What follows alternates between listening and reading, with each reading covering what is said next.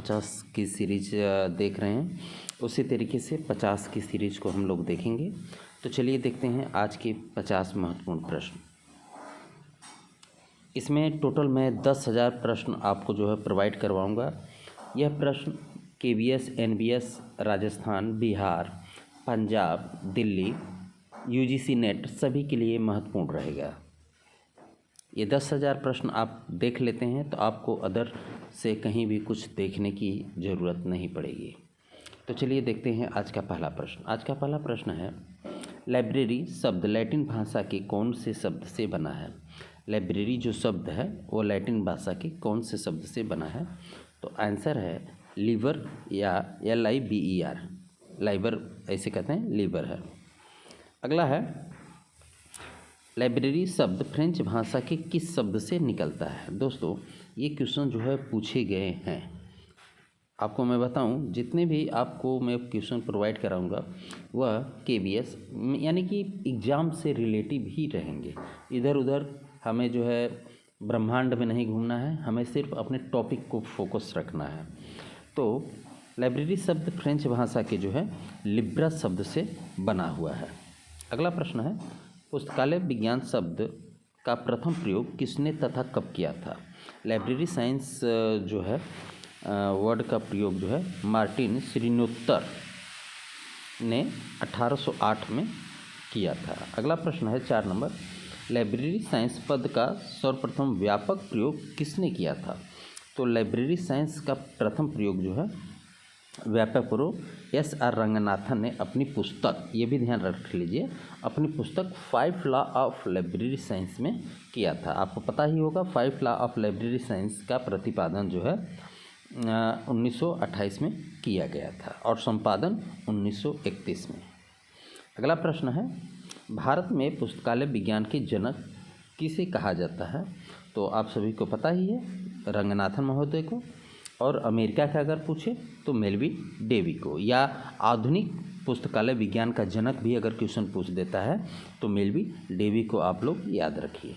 अगला प्रश्न है 6 नंबर, चल ग्रंथालय हेतु लिब्रासिन पद किसने दिया तथा कब दिया? तो रंगनाथन महोदय ने 1931 में दिया। अगला प्रश्न है 7 नंबर, लिब्रा मैट्रिक की विचारधारा का सबसे पहले विचारधारा का विकास किसने प्रस्तुत किया तथा कब किया? तो लिब्रा मैट्रिक की विचारधारा का विकास जो है रंगनाथन महोदय ने 1948 में किया। अगला प्रश्न है 8 number, library development plan for library India किसके द्वारा तैयार किया गया तथा कब किया गया? तो library development plan for India को जो है 1950 में तैयार किया गया और रंगनाथन महोदय के द्वारा किया गया था। 9 number, German of library classification के नाम से किसे जाना जाता है? तो WCB शेयर्स महोदय को जाना जाता है। अगला प्रश्न है, और ये वही व्यक्ति हैं जो रंगनाथन के गुरु हैं। अगला प्रश्न है, ये रंगनाथन के पुस्तकालय विज्ञान के गुरु हैं, और अगर मैथ का पूछ दिया जाए या बचपन के गुरु तो एडवर्ड बी रोस हैं।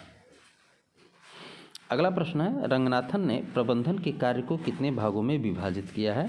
तो आंसर है 8 भागों में। अगला प्रश्न है, NML का पूरा नाम क्या है? तो NML का पूरा नाम जो है नेशनल मिशन ऑन लाइब्रेरी है। अगला प्रश्न है, नेशनल मिशन ऑन लाइब्रेरी की शुरुआत कब की गई? तो आपका आंसर है राइट आंसर है इसका 4 मई 2012 को NML की शुरुआत की गई थी। अगला है, नेशनल मिशन ऑन लाइब्रेरी किस पंचवर्षीय योजना में हुई? तो 12वीं पंचवर्षीय योजना में हुई। अगला प्रश्न है 14 number, national mission on library का उद्घाटन किसने किया? राइट आंसर प्रणब मुखर्जी, जो कि उस समय अपने देश के राष्ट्रपति थे और बहुत ही अच्छे व्यक्ति हैं, कांग्रेस से ये संबंध रखते हैं। 15 नंबर है, सूचना पुनः प्राप्ति शब्द का निर्माण किसने किया? तो ऑप्शन आप राइट आंसर है केल्विन मुर्स 1950। 16 नंबर, पेपरलेस सोसाइटी शब्द का निर्माण किसने किया था? Right answer F.W. लंकास्टर। अगला प्रश्न 17 नंबर, सूचना साक्षरता शब्द का निर्माण किसने किया? आंसर पाल जुकोवर्सी 1974। 18 नंबर, सूचना समाज की विचारधारा का प्रतिपादन किसने किया? तो विलियम जे मार्टिन ने किया। विलियम जे मार्टिन ने किया। अगला प्रश्न है, सॉरी दोस्तों, अगला प्रश्न है 19 नंबर, सूचना स्थानांतरण शब्द का प्रतिपादन किसने किया? आंसर है बीसमैन ने। अगला प्रश्न, सूचना सेवा की त्रिमूर्ति किसे कहा जाता है? तो पाठक, पुस्तक और कर्मचारी को त्रिमूर्ति कहा जाता है। 21 नंबर, पेपरलेस सोसाइटी का संबंध किससे है? तो इलेक्ट्रॉनिक संचार व भंडारण से है। 22 नंबर, लेखन सामग्री के रूप में पेपायरस का प्रयोग किसके द्वारा किया गया था? तो इजिप्ट के द्वारा किया गया था, जो कि मिस्र की सभ्यता भी है। अगला प्रश्न है 23 नंबर, पेपायरस क्या होता है? तो पेपायरस एक मोटी कागज के समान वृक्ष सामग्री है जिसका उपयोग प्राचीन काल में लेखन सतह के रूप में किया जाता था। अगला है 24 नंबर, विकास शून्य पुस्तकालय का अर्थ है, यानी कि विकास शून्य पुस्तकालय का क्या अर्थ है? तो आंसर है जब पुस्तकालयों को कई पुस्तकों की ज़रूरत रही होगी मगर खरीदा नहीं गया होगा, यानी कि पुस्तकों की ज़रूरत रही होगी मगर उसके बावजूद भी इसे खरीदा नहीं गया होगा, तो वह विकास शून्य होता है। आपने प्रबंधन में पढ़ा होगा ZBB को, आगे देखते रहेंगे धीरे धीरे, तो ये भी इसी से रिलेटिव है। अगला है 25 नंबर, पुस्तकालयों के मध्य प्रलेखों का विनिमय कहलाता है संसाधन सहभागिता। ये संसाधन सहभागिता में एक स्पेशल वीडियो इसकी बना के आप उस लोगों को प्रोवाइड कर दूंगा, लेकिन थोड़ा सा समय चाहिए। अगला प्रश्न है 26 नंबर, पुस्तकालय भवन में पुस्तकालय अध्यक्ष के अतिरिक्त किसकी महत्वपूर्ण भूमिका होती है? ऑप्शन है, माफ़ कीजिए क्योंकि ऑब्जेक्टिव भी पढ़ाता हूँ आप लोगों को बताना हूँ, इसलिए जो है आदत पड़ गई है बार बार। तो आंसर है वास्तु शास्त्री की। दोस्तों जीके, करंट अफेयर, एजुकेशन और लाइब्रेरी साइंस के वीडियो आपको इस चैनल पर मिलेंगे। धीरे धीरे करके मैं आपको रीजनिंग, मैथ भी बता दूंगा, लेकिन थोड़ा सा समय मुझे चाहिए। अभी लाइब्रेरी साइंस, जीके और एजुकेशन हमारा चल रहा है, तो ये 3 सीरीज। हाँ, आज का इतिहास यानी कि डे बाय डे मैं आपको जो है प्रोवाइड करा रहा हूँ। बहुत ही इंपॉर्टेंट क्वेश्चन है उसमें, इतिहास के पन्ने से आज का इतिहास, ये प्लेलिस्ट है, उसमें आप जाके देख सकते हैं। उसमें क्या है कि एक एक दिन के इतिहास को, जो भी भारत और विश्व में घटित घटनाएं हैं, उसको जो है उसमें सम्मिलित किया हूँ। तो चलिए देखते हैं प्रश्न को। तो अगला प्रश्न है, संसाधन सहभागिता को पहले किस नाम से जाना जाता था? तो पुस्तकालय सहयोग के नाम से। 28 नंबर, संसाधन सहभागिता किस रूप में हो सकता है? तो पुस्तकालय सेवाओं में, कार्यों में और सामग्रियों में हो सकता है। 29 नंबर है, भारत में पुस्तकालय विज्ञान की प्राचीनतम पत्रिका है? तो लाइब्रेरी मिसलेनी। अगला है, इसको याद रख लीजिए, 1915 लाइब्रेरी मिसलेनी, माफ़ कीजिए दोस्तों, लाइब्रेरी मिसलेनी 1915 एडी डिकिंसन को भी याद रखिए। पंजाब विश्वविद्यालय 1915 याद रखिए। अगला प्रश्न है, लाइब्रेरी मिसलेनी पत्रिका का संपादन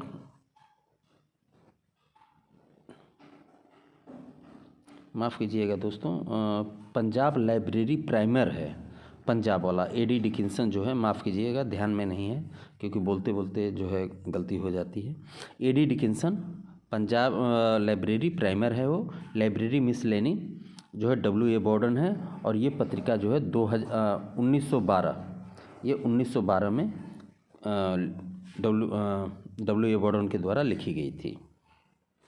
अगला प्रश्न है 31 नंबर, एटलीस की 34वीं कॉन्फ्रेंस का आयोजन कहाँ हुआ था?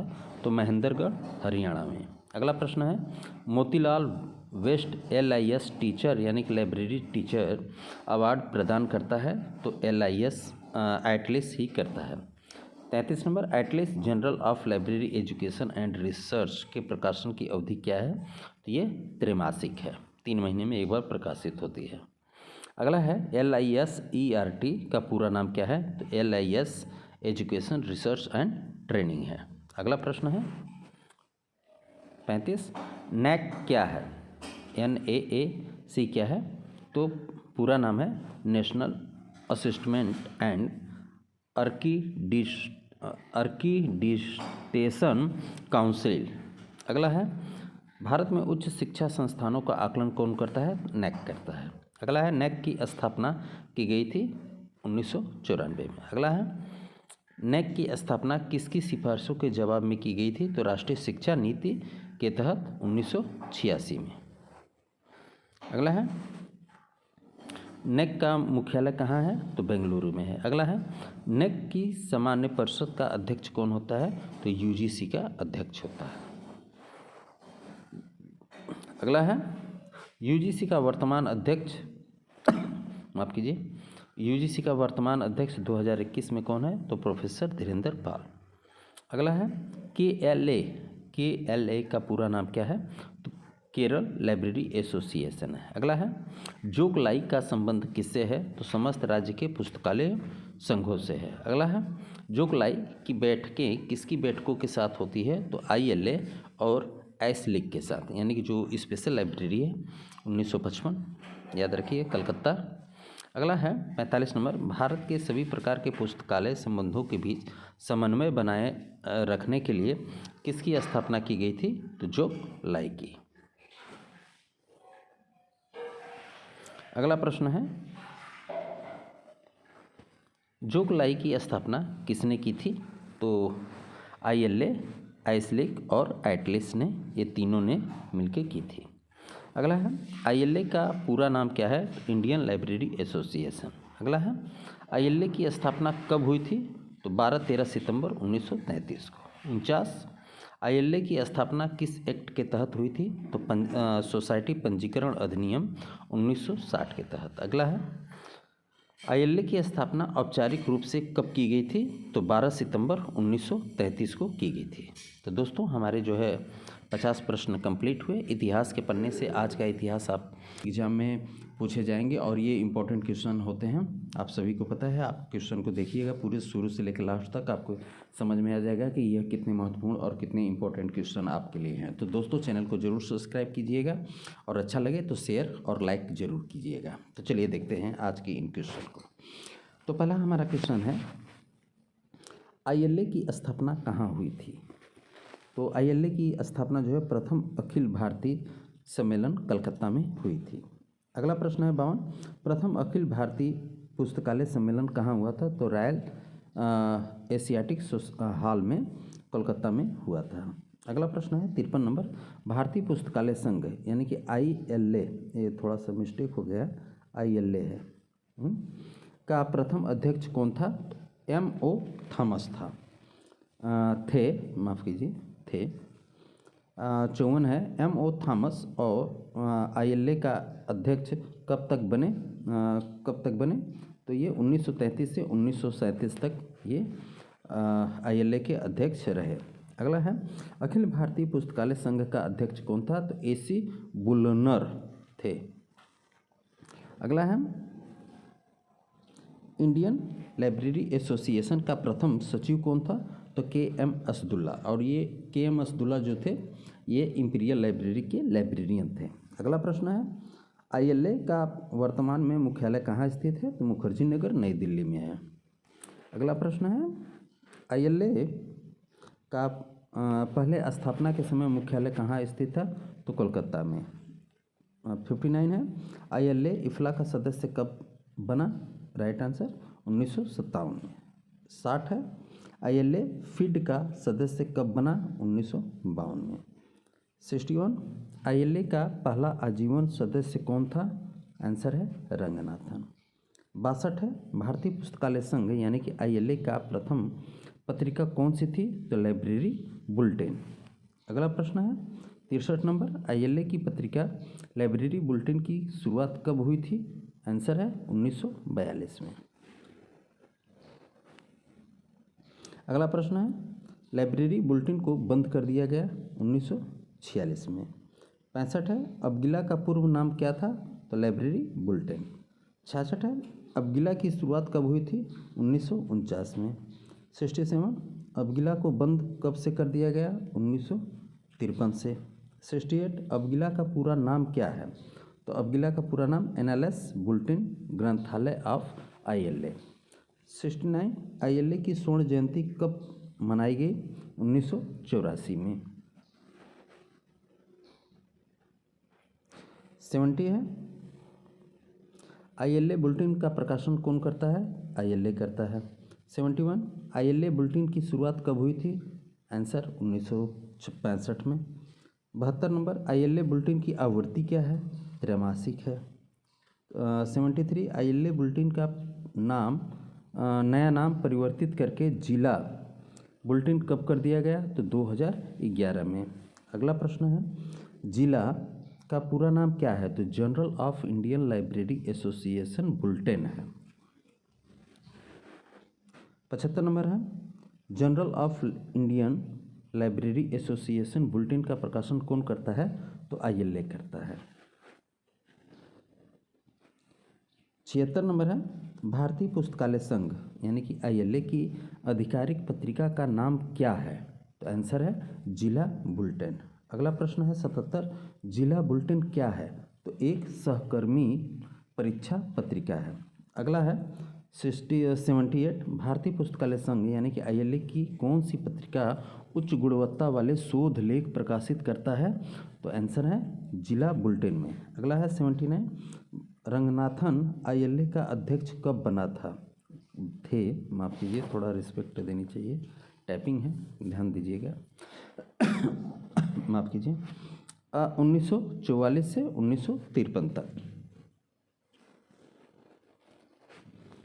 अगला प्रश्न है ILA का वर्तमान में यानी कि 10/12/2021, इसको मैंने जब टाइपिंग किया इस मैटर को, ये उस डेट का है 10/12/2001, माफ़ कीजिएगा, ILA का वर्तमान में यानी कि 10/12/2021 का अध्यक्ष कौन है? तो BD कुंबर है। ये मैंने उस दिन टाइप किया था, अभी भी यही है, ये भी ध्यान रखिएगा। 81 नंबर है वर्तमान में ILA न्यूज़लेटर का मुख्य संपादक कौन है? तो मुजलिम मुश्तक। 81 नंबर, ILA की नवीनतम कॉन्फ्रेंस कब हुई थी? तो 14 से 16 मार्च 1919 को। अगला प्रश्न है लाइब्रेरी मिसलेनी पत्रिका कब प्रकाशित हुई? 1912 में, WA बोर्डन के द्वारा, बड़ौदा में। अगला प्रश्न है 82 नंबर, लाइब्रेरी मिसलेनी की आवृत्ति क्या थी? त्रैमासिक थी। अगला प्रश्न है 83 नंबर, लाइब्रेरी मिसलेनी पत्रिका किन भाषाओं में प्रकाशित हुई थी? तो राइट आंसर है अंग्रेजी, गुजराती व मराठी भाषाओं में। अगला प्रश्न है 84 नंबर, UK में पुस्तकालय विज्ञान का प्रथम स्कूल कौन सा था? तो लंदन स्कूल ऑफ लाइब्रेरियनशिप, और यहीं पे रंगनाथन महोदय जो है अपना लाइब्रेरियन का कोर्स करने के लिए यहीं पे गए थे। और दोस्तों आप देख रहे हैं कि कितने इम्पोर्टेंट क्वेश्चन हैं। अगर पसंद आए तो शेयर ज़रूर कीजिएगा, और अगर सब्सक्राइब नहीं किया है चैनल को तो प्लीज़ सब्सक्राइब जरूर कीजिए। चलिए देखते हैं अगला क्वेश्चन। 85 नंबर, USA में पुस्तकालय विज्ञान का प्रथम स्कूल कौन सा था? तो स्कूल ऑफ लाइब्रेरी इकोनॉमी। अगला प्रश्न है 86, ई बुक का ऑथर कौन है? Stephen King. अगला प्रश्न है 87, लाइब्रेरी एक्ट किसके द्वारा तैयार किया गया था? तो SR रंगनाथ मॉडल के द्वारा। अगला प्रश्न है मॉडल लाइब्रेरी एक्ट को रंगनाथन ने कब तैयार किया? तो राइट आंसर है 30 सितंबर 1930 को। अगला है 89, मॉडल लाइब्रेरी एक्ट को रंगनाथन ने कहाँ पारित किया था? राइट आंसर है बनारस में। अगला प्रश्न है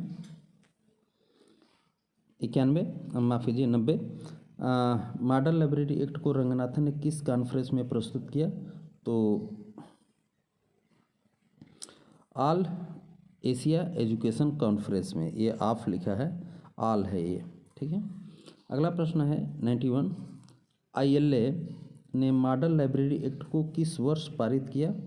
तो 1991 में। 92 है, प्रथम अखिल भारतीय माफ़ कीजिए दोस्तों, प्रथम अखिल एशिया शैक्षणिक सम्मेलन कहाँ हुआ था? तो वाराणसी में या बनारस में। 93 है, रंगनाथन ने मॉडल लाइब्रेरी एक्ट में कितनी बार संशोधन किया? 2 बार। 94 है, रंगनाथन ने मॉडल लाइब्रेरी एक्ट में 2 बार संशोधन कब कब किया? तो आंसर है 1957 और 1972 में। अगला प्रश्न है 95, रंगनाथन का मॉडल लाइब्रेरी बिल पश्चिम बंगाल की विधायिका में किस वर्ष पेश किया गया?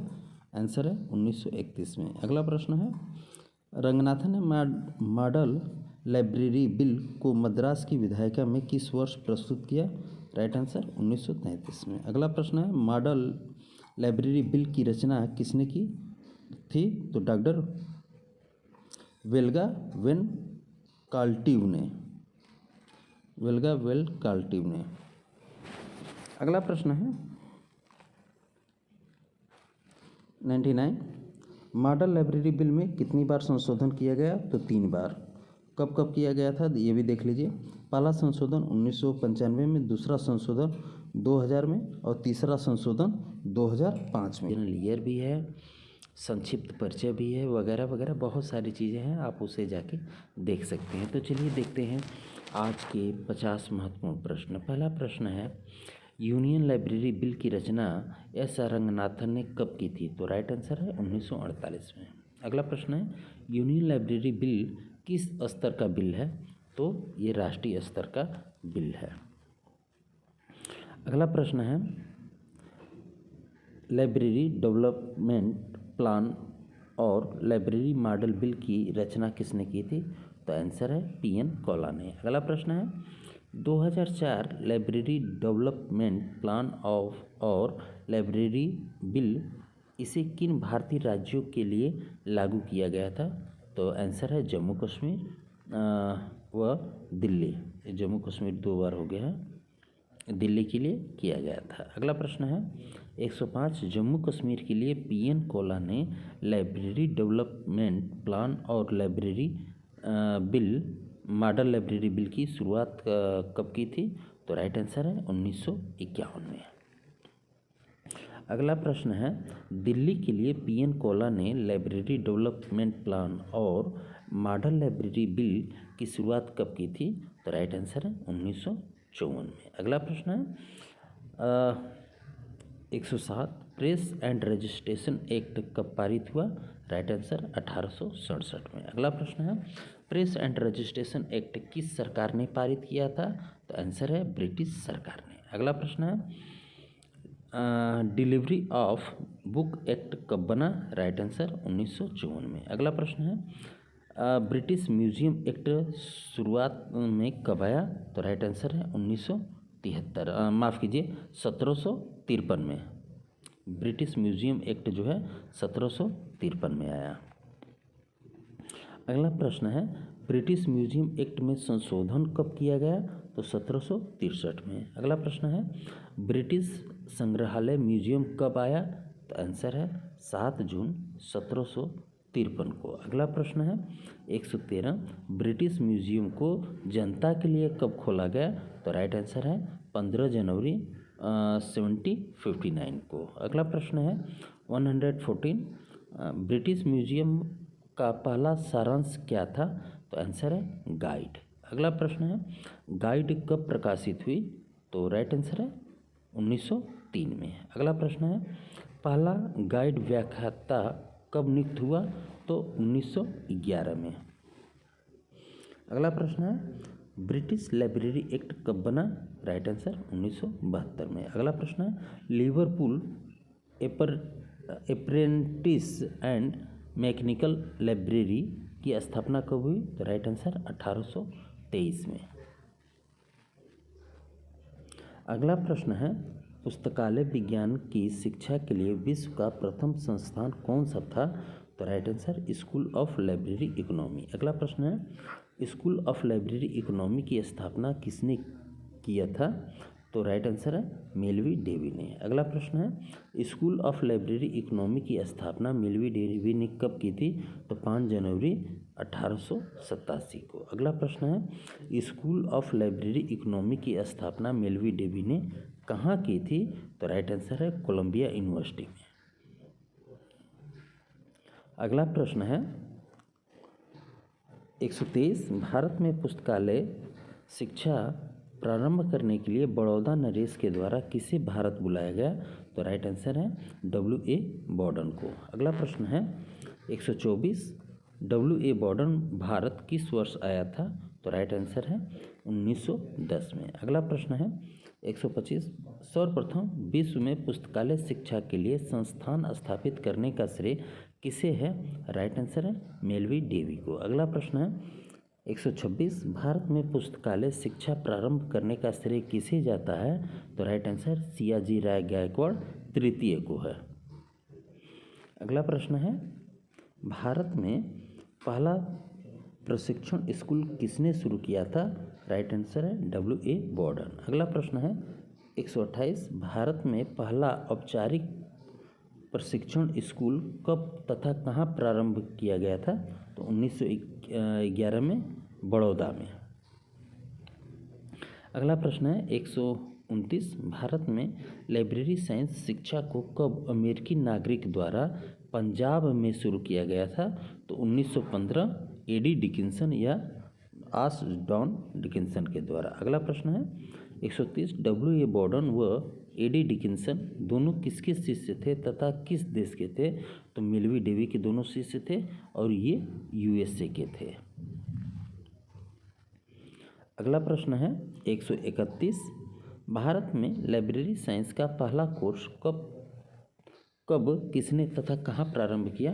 तो राइट आंसर है 1901 से 1906 तक जॉन मैकफार्लेन ने इंपीरियल लाइब्रेरी कलकत्ता में। अगला प्रश्न है training classes for the library workers की शुरुआत किसने कब तथा कहाँ की थी? तो राइट आंसर है आंध्र प्रदेश लाइब्रेरी एसोसिएशन 1930 में विजयवाड़ा में। अगला प्रश्न है सर्वप्रथम भारत में पुस्तकालय विज्ञान में रिफ्रेशर कोर्स की शुरुआत कब तथा कहाँ तथा किसने की थी? तो 1911 में बड़ौदा में सियाजी राय गायकवाड़ थर्ड ने। अगला प्रश्न है 135 भारत में सर्वप्रथम पुस्तकालय विज्ञान में डिप्लोमा कोर्स की शुरुआत कब कहाँ तथा किसने की थी? तो राइट आंसर है 1915 में पंजाब विश्वविद्यालय A.D. डिकिंसन। अगला प्रश्न है 136 भारत में सर्वप्रथम भारत में पुस्तकालय विज्ञान में PG डिप्लोमा की शुरुआत कब तथा कहाँ तथा किसने की थी? तो 1937 में मद्रास विश्वविद्यालय में। यहाँ से प्रश्न हमारा जो है दूसरा है यहाँ पे आ गया है दोस्तों 137 S.R. रंगनाथन ने सर्वप्रथम भारत में पुस्तकालय विज्ञान में बी लीफ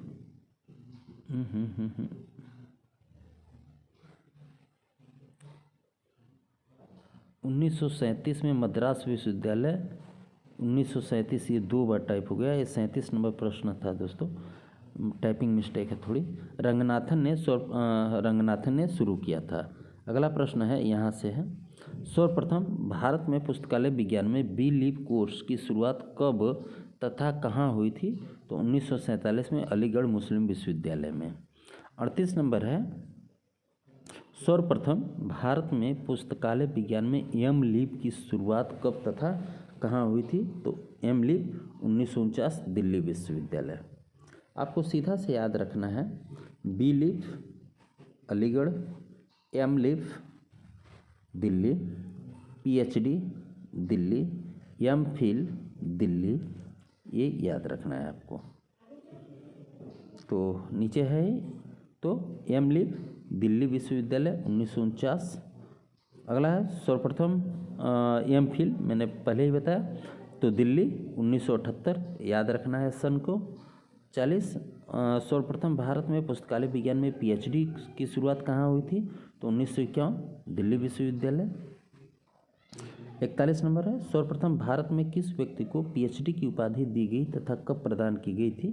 तो डीवी कृष्ण राव को। अगला प्रश्न है 42 नंबर, 1957 में प्रथम पीएचडी का शीर्षक क्या था?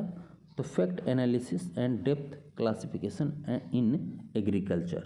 अगला प्रश्न है, भारत में दूसरी पीएचडी की डिग्री किस व्यक्ति को तथा कब व किस विश्वविद्यालय द्वारा प्रदान की गई थी? तो पांडे एस.के. शर्मा को 1957 में पंजाब विश्वविद्यालय के द्वारा प्रदान की गई थी। 144, भारत में किस व्यक्ति को पुस्तकालय विज्ञान में 2 बार पीएचडी डिग्री प्रदान की गई थी? तो सेन गुप्ता को। अगला प्रश्न है 145, मद्रास लाइब्रेरी एसोसिएशन, जिसे माला के नाम से जाना जाता है, का वर्तमान में 2020 में अध्यक्ष कौन है? तो के नित्यानंदन। 146, वर्तमान में भारत के राष्ट्रीय पुस्तकालय का महानिर्देशक कौन है? तो अरुण कुमार चक्रवर्ती हैं। अगला प्रश्न है, नेशनल लाइब्रेरी की पहली आधिकारिक वेबसाइट कब लॉन्च की गई थी? तो 22 जनवरी 2002 को।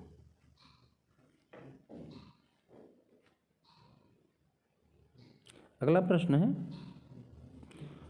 148, भारत के राष्ट्रीय पुस्तकालय यानी कि पहले इंपीरियल लाइब्रेरी था का पहला लाइब्रेरियन कौन था तथा अंतिम लाइब्रेरियन कौन था?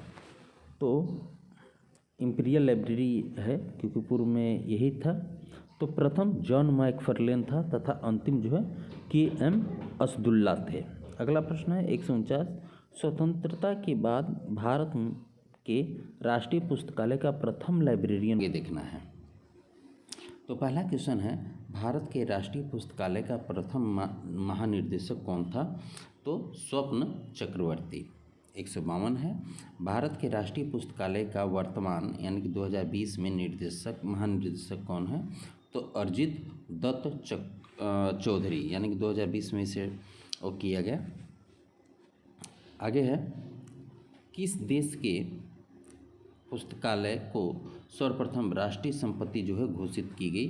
तो फ्रांस 1795 में। आगे है 154, संयुक्त राज्य अमेरिका का राष्ट्रीय पुस्तकालय कौन सा है? तो लाइब्रेरी ऑफ कांग्रेस। स्थापना कब हुई थी? नीचे देख लेते हैं। 155 में राष्ट्रीय लाइब्रेरी ऑफ कांग्रेस की स्थापना कब हुई थी? तो 24 अप्रैल 1800 में हुई थी। 156, लाइब्रेरी ऑफ कांग्रेस कहाँ स्थित है? तो वाशिंगटन डीसी USA में स्थित है। अगला है, विश्व का सबसे बड़ा पुस्तकालय कौन सा है? तो लाइब्रेरी ऑफ कांग्रेस ही है। 58 है, इंग्लैंड के राष्ट्रीय पुस्तकालय का नाम क्या है? तो ब्रिटिश लाइब्रेरी। 159, ब्रिटिश लाइब्रेरी की स्थापना कब हुई थी? तो 1973 में की गई थी। 160, ब्रिटिश लाइब्रेरी कहाँ स्थित है? तो लंदन में स्थित है। आगे है 161, सूचीबद्ध कैटलॉग की संख्या की दृष्टि से विश्व का सबसे बड़ा पुस्तकालय कौन सा है? तो ब्रिटिश लाइब्रेरी। 162, बिब्लियोथेक नेशनल की स्थापना कब हुई थी? तो 1440 में। आगे है 163, बिब्लियोथेक नेशनल की राष्ट्रीय पुस्तकालय कब घोषित किया गया था? तो 1735 में। आगे है 165, बिब्लियोथेक नेशनल लाइब्रेरी कहाँ स्थित है?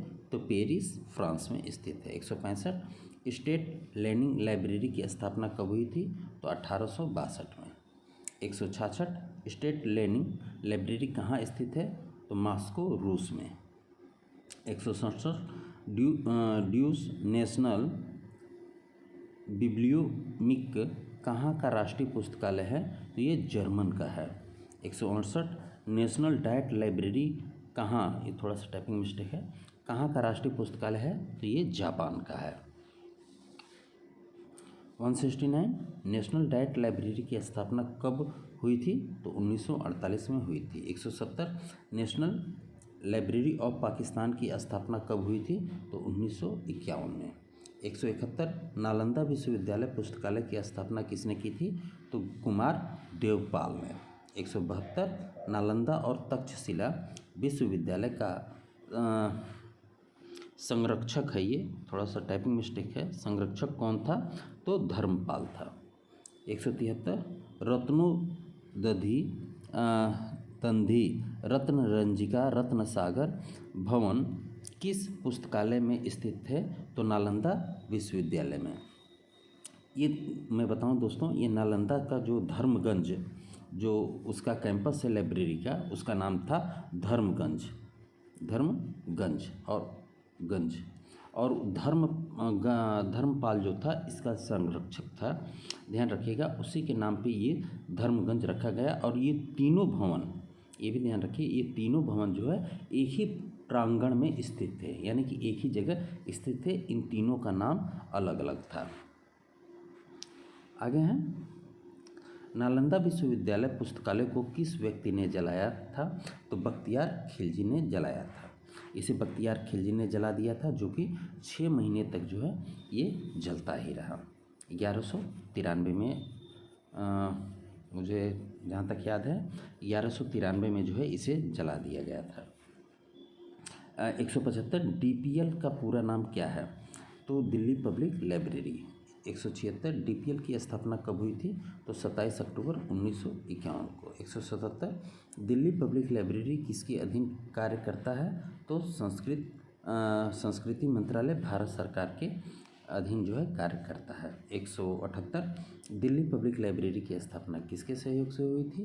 तो यूनेस्को के सहयोग से। 179 दिल्ली पब्लिक लाइब्रेरी का उद्घाटन किसने किया था? तो पंडित जवाहरलाल नेहरू ने किया था, जो कि तत्कालीन प्रधानमंत्री थे। 180 दिल्ली पब्लिक लाइब्रेरी किस प्रकार की लाइब्रेरी है? तो मॉडल पब्लिक लाइब्रेरी है। 181 मॉडल पब्लिक लाइब्रेरी बिल किसकी अध्यक्षता में तैयार हुआ था? तो SR रंगनाथन की। 182 भारत की सबसे बड़ी पब्लिक लाइब्रेरी कौन सी है? तो दिल्ली पब्लिक लाइब्रेरी। 183 पुस्तकालय भारतीय पत्रिका का प्रकाशन कौन करता है? तो दिल्ली पब्लिक लाइब्रेरी करता है। 184 है कोलकाता पब्लिक लाइब्रेरी का संचालन का कार्य कब से नगर पालिका के द्वारा किया जाता है? तो 1859 से किया जाता है। 185 खुदा बख्श ओरिएंटल लाइब्रेरी को राष्ट्रीय महत्व का संस्थान कब बना दिया गया? तो 1969 में बना दिया गया।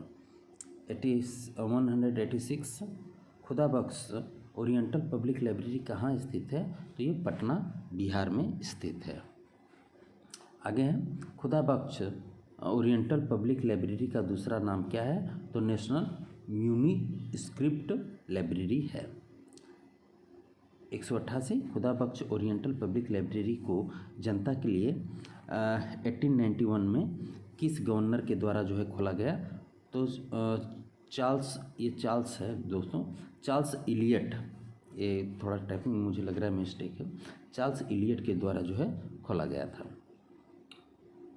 89 है खुदा बख्श ओरिएंटल पब्लिक लाइब्रेरी में किस प्रकार के साहित्य हैं? तो अरबी, फारसी तथा हस्तलिपि साहित्य इसमें मौजूद हैं।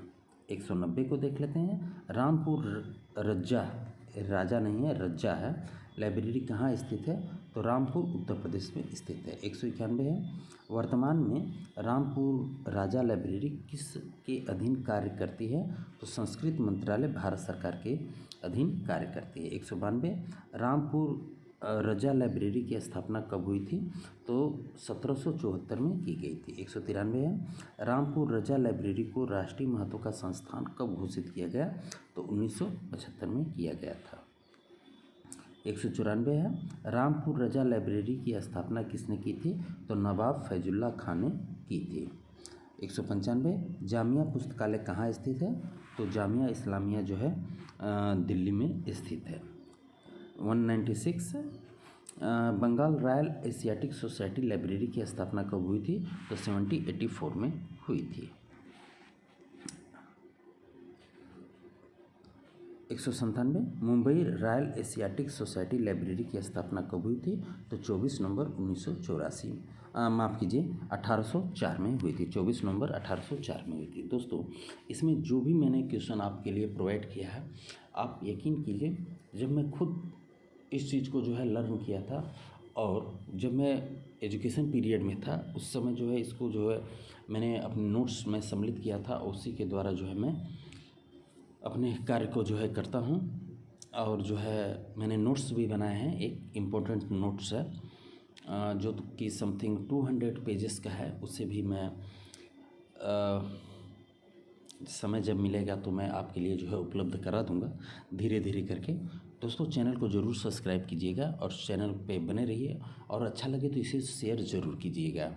तो चलिए देख लेते हैं आगे क्वेश्चन।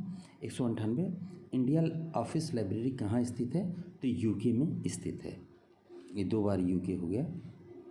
199 केंद्रीय संदर्भ पुस्तकालय कहाँ स्थित है? तो कोलकाता में स्थित है। 200 केंद्रीय संदर्भ पुस्तकालय की स्थापना कब हुई थी? तो केंद्रीय संदर्भ पुस्तकालय की स्थापना 1955 में की गई थी। दोस्तों जो भी क्वेश्चन मैं आपको दूंगा वह इम्पॉर्टेंट रहेंगे, कहीं ना कहीं किसी न किसी एग्ज़ाम में लाइब्रेरी के आए हुए हैं। ऐसा नहीं है कि मैं कहीं से उठाया और आपको जो है प्रोवाइड करा दिया। दोस्तों मैं भी लाइब्रेरी साइंस का खुद स्टूडेंट भी रह चुका हूँ। किस तरीके के क्वेश्चन आते हैं, प्रेजेंट टाइम में मैं भी फार्मेसी कॉलेज में लाइब्रेरियन हूँ। तो चलिए देखते हैं आगे। 201 है देश की राष्ट्रीय ग्रंथ सूची का प्रकाशन कौन करता है? तो केंद्रीय संदर्भ पुस्तकालय। दूसरा है CRL का पूरा नाम क्या है? CRL का पूरा नाम है सेंट्रल रेफरेंस लाइब्रेरी। अगला प्रश्न है 203 केंद्रीय संदर्भ पुस्तकालय किसके अधीन कार्य करता है?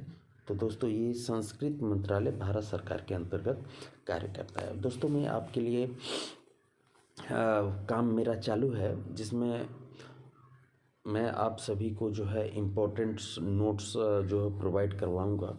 और ये नोट्स मैं आपको उस समय प्रोवाइड कराऊँगा जब एग्ज़ाम से मात्र 1 महीने पहले प्रोवाइड करवाऊँगा। उसका बेनिफिट आपको ये रहेगा, मात्र मैं 15 दिन के अंदर आपको इतना तैयारी करवा दूंगा कि आपको कहीं भी कुछ देखने की ज़रूरत नहीं पड़ेगी। गारंटी मैं आपको दे रहा हूँ, मैं इस चीज़ की गारंटी दे रहा हूँ। दोस्तों सुन लीजिए फिर से, आपको कहीं से कुछ भी फिर लेने की ज़रूरत नहीं पड़ेगी और ऐसा नहीं है कि बीच रास्ते में छोड़ दूंगा। अगला प्रश्न है 204 केंद्रीय संदर्भ पुस्तकालय INB का प्रकाशन कब से हो रहा है? तो INB का प्रकाशन 1957-58 से हो रहा है। अगला प्रश्न है INB का पूरा नाम क्या है?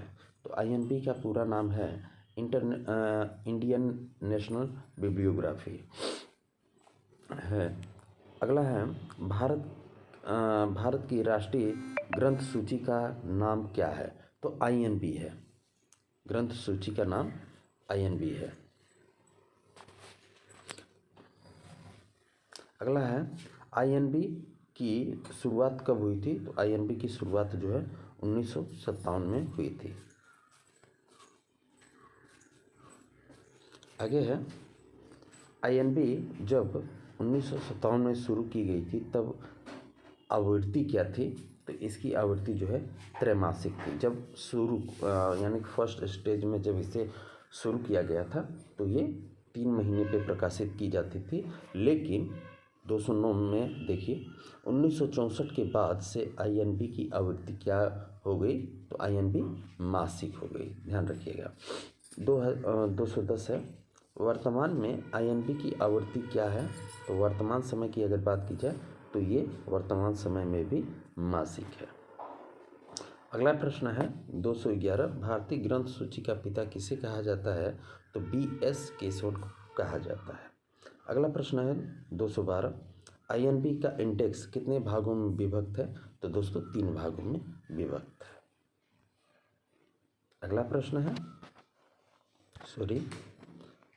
213 INB के इंडेक्स के 3 भाग कौन कौन से हैं? यानी कि INB के जो है 3 भाग होते हैं, कौन कौन से हैं?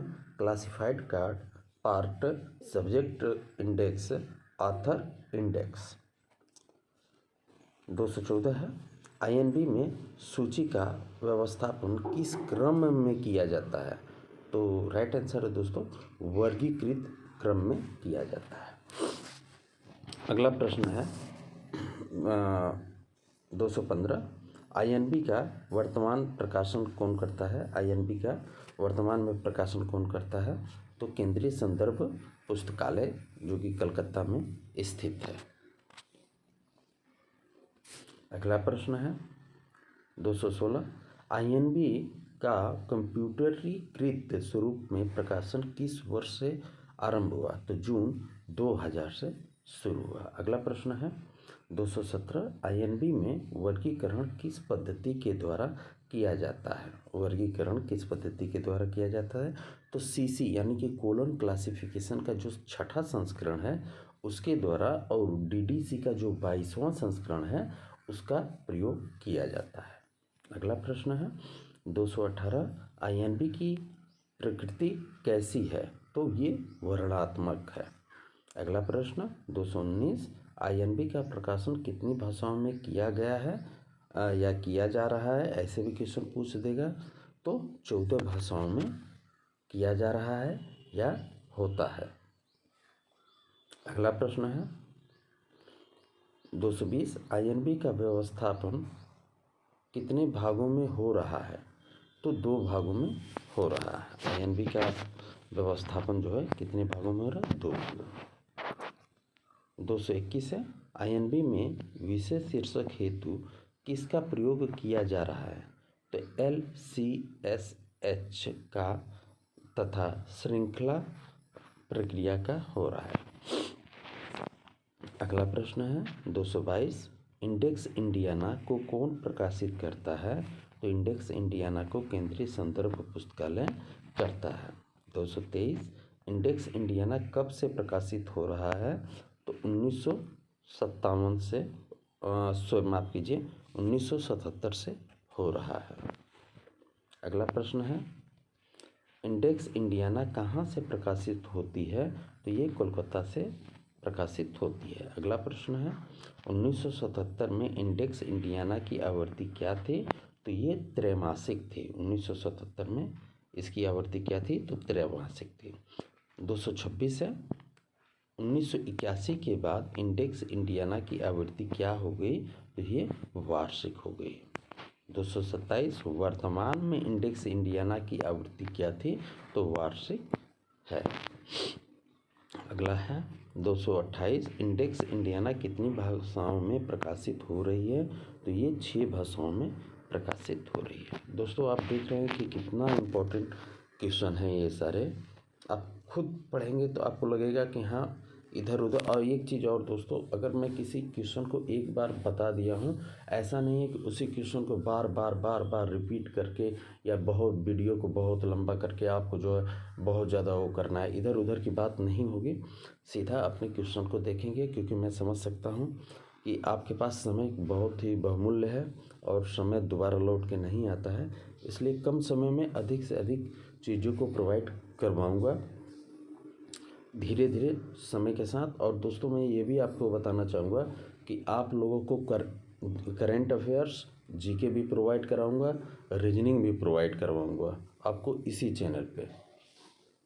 चाहे वो बिहार के लाइब्रेरियन का एग्ज़ाम हो, चाहे केबीएस का हो, चाहे एनबीएस का हो, या फिर राजस्थान का हो, हिंदी भी प्रोवाइड करवाऊँगा, रीजनिंग भी प्रोवाइड करवाऊँगा, कंप्यूटर भी प्रोवाइड कराऊँगा। केबीएस में यही आता है। केबीएस और एनबीएस में रीजनिंग रहेगा, जीके रहेगा, हिंदी रहेगी, इंग्लिश रहेगी, और हिंदी, इंग्लिश, जीके, कंप्यूटर, और एक पता नहीं, याद नहीं आ रहा है, एक चीज़ और होता है, वो भी प्रोवाइड करवाऊँगा। कंप्यूटर एक रहेगा, एक कंप्यूटर रहेगा, तो ये भी मैं आप सबको प्रोवाइड कराऊँगा। तो अगला है, इंडेक्स इंडियाना के इंडेक्स को कितने भागों में बांटा गया है? राइट आंसर 3 भागों में बांटा गया है। 230, इंडेक्स इंडियाना किसके संबंध में जानकारी उपलब्ध कराती है? तो भारतीय धारावाहिक प्रकाशनों के संबंध में करवाती है। 223, आईएनबी में प्रविष्टियों का व्यवस्थापन किस पद्धति के अनुसार किया जाता है? तो DDC के 22वें संस्करण के अनुसार किया जाता है। 232 INB में सूचीकरण के लिए किसका उपयोग कर रहा है? तो AACR 2 का कर रहा है। अगला प्रश्न है 233 बोस्टन पब्लिक लाइब्रेरी का संबंध किस देश से है? तो अमेरिका से। 234 गौतमी ये माफ़ कीजिएगा, गौतमी लिखा है, ये गौतमी है, पुस्तकालय कहाँ स्थित है? तो राजामुद्री आंध्र प्रदेश में स्थित है। अगला है गोधमी नहीं दोस्तों, ये गोधमी ही है, गौतमी अलग है। गोधमी पुस्तकालय की स्थापना कब हुई थी? तो ये 1898 में हुई थी। 236 गौतमी पुस्तकालय की स्थापना किसने की थी? तो नात्म कृष्ण राव ने की थी। अगला प्रश्न है सिन्हा लाइब्रेरी कहाँ स्थित है? तो सिन्हा लाइब्रेरी जो है पटना में स्थित है। अगला प्रश्न है सिन्हा लाइब्रेरी की स्थापना कब हुई थी? तो 1924 में की गई थी। अगला प्रश्न है सिन्हा लाइब्रेरी की स्थापना किसने की थी? तो सिन्हा लाइब्रेरी को स्थापित जो है सच्चिदानंद सिन्हा ने किया था। अगला प्रश्न है सिन्हा लाइब्रेरी को पटना का राज्य केंद्रीय पुस्तकालय कब बनाया गया? तो 1955 में बनाया गया। ये पटना का जो है राज्य केंद्रीय पुस्तकालय है। अगला प्रश्न है Nehru memorial museum and library कहाँ स्थित है? तो ये दिल्ली में स्थित है। अगला प्रश्न है रॉयल एशियाटिक सोसाइटी मुंबई की स्थापना कब हुई थी? तो इसका उत्तर है 26 नवंबर 1804 को हुआ था। अगला प्रश्न है 243 रॉयल एशियाटिक सोसाइटी की स्थापना किसने की थी? तो जेम्स मैकिन्टोश ने की थी। 244 हरिकृष्ण महताब स्टेट लाइब्रेरी कहाँ स्थित है? तो भुवनेश्वर में स्थित है। अगला प्रश्न है दोस्तों, अगर आपको पसंद आए तो चैनल को ज़रूर सब्सक्राइब कीजिएगा और दोस्तों के साथ शेयर कीजिएगा। अगला प्रश्न है हरिकृष्ण महताब स्टेट लाइब्रेरी की स्थापना कब हुई थी? 1950 में हुई थी। अगला प्रश्न है इलाहाबाद पब्लिक लाइब्रेरी का दूसरा नाम क्या है? थॉर्न हिल मैथेंस मेमोरियल लाइब्रेरी है। अगला प्रश्न है इलाहाबाद जो कि अब प्रयागराज के नाम से संबोधित किया जाता है, इलाहाबाद का नाम अब चेंज हो गया है, ध्यान रखिएगा। पब्लिक लाइब्रेरी की स्थापना कब हुई थी? तो 1864 में हुई थी। 248 है उत्तर प्रदेश का सबसे बड़ा पुस्तकालय कौन सा है? तो इलाहाबाद पब्लिक लाइब्रेरी ही है। 249 अलीगढ़ मुस्लिम विश्वविद्यालय के केंद्रीय पुस्तकालय का नाम क्या है? तो मौलाना आज़ाद लाइब्रेरी है। अगला प्रश्न है एशिया का सबसे बड़ा विश्वविद्यालय पुस्तकालय कौन सा है? तो दोस्तों एशिया का सबसे बड़ा पुस्तकालय जो है मौलाना आज़ाद लाइब्रेरी ही है, जो कि अलीगढ़ उत्तर प्रदेश। लाइब्रेरी की स्थापना कब हुई थी? तो 1877 में मौलाना आज़ाद लाइब्रेरी की स्थापना की गई थी। अगला प्रश्न 252 अन्ना सेंचुरी लाइब्रेरी किस राज्य का केंद्रीय पुस्तकालय है? तो तमिलनाडु का है अन्ना सेंचुरी। अगला प्रश्न 253 कौनिमेरा पब्लिक लाइब्रेरी कहाँ स्थित है? तो ये चेन्नई में स्थित है। अगला प्रश्न है कानिमेरा पब्लिक लाइब्रेरी की स्थापना कब हुई थी? तो आंसर है 22 मार्च 1890 में की गई थी। 255 तमिलनाडु राज्य का केंद्रीय पुस्तकालय कौन सा है? तो कानिमेरा पब्लिक लाइब्रेरी है। दोस्तों इसमें यहाँ पे जो केंद्रीय दिया गया है यहाँ पे कुछ मिस्टेक है। अन्ना सेंचुरी लाइब्रेरी जो है तमिलनाडु में है और ये केंद्रीय है कानिमेरा जो है ये है। आगे देखते हैं कानिमेरा पब्लिक लाइब्रेरी को डिपोजिटरी लाइब्रेरी कब बनाया गया? तो 1854 में बनाया गया था। अगला प्रश्न है NDLI का पूरा नाम क्या है? तो NDLI का पूरा नाम national digital library of India है। 258 national digital library of India की स्थापना हुई थी? तो 19 जून 2018 को की गई थी। अगला प्रश्न है 259 national digital library of India की स्थापना किसने की थी? तो IIT खड़गपुर ने की गई। 260 सरस्वती महल पुस्तकालय कहाँ स्थित है? तो तंजौर तमिलनाडु में स्थित है। अगला प्रश्न है सरस्वती महल पुस्तकालय की स्थापना कब हुई थी? तो 1918 में। 262 नंबर है श्रीमती हंसा मेहता पुस्तकालय कहाँ स्थित है? तो बड़ौदा गुजरात में। अगला प्रश्न है श्रीमती हंसा मेहता पुस्तकालय बड़ौदा पुस्तकों के वर्गीकरण व्यवस्थापन के लिए किस पद्धति का उपयोग कर रहा है? तो लाइब्रेरी ऑफ कांग्रेस क्लासिफिकेशन का उपयोग कर रहा है। अगला प्रश्न है 264 नंबर आईस्लिप का पूरा नाम क्या है? तो association of special library and information bureau. अगला प्रश्न है 265 आईस्लिप का नया नाम क्या है? तो एसोसिएशन फॉर इंफॉर्मेशन मैनेजमेंट। 266 है आईस्लिप की स्थापना कब हुई थी? तो 1924 में। अगला प्रश्न है 267 आईस्लिप का मुख्यालय कहाँ स्थित है? तो लंदन में। 268 इंग्लैंड में विशेष पुस्तकालयों और सूचना केंद्र का संघ कौन सा है? तो आईस्लिप है। अगला है एसोसिएशन फॉर इंफॉर्मेशन मैनेजमेंट कहाँ स्थित है? तो विंगले लंदन में स्थित है। अगला प्रश्न है आईस्लिप का नाम चेंज कब किया गया? तो 1984 में किया गया। अगला प्रश्न है प्रोग्राम का प्रकाशन कौन करता है तथा कब से कर रहा है? तो आईस्लिप 1924 से। 272 जर्नल ऑफ डॉक्यूमेंटेशन का प्रकाशन कौन करता है तथा कब से प्रकाशित कर रहा है? तो जर्नल ऑफ डॉक्यूमेंटेशन का प्रकाशन जो है आईस्लिप कर रहा है और 1924 से कर रहा है। अगला प्रश्न है 273 किस संस्था की टैगलाइन मीनिंग इन्फॉर्मेशन है? तो आईस्लिप की टैगलाइन जो है मीनिंग इन्फॉर्मेशन है। अगला प्रश्न है एमराल्ड पब्लिशिंग की स्थापना कब हुई थी? तो 1967 में हुई थी। अगला प्रश्न है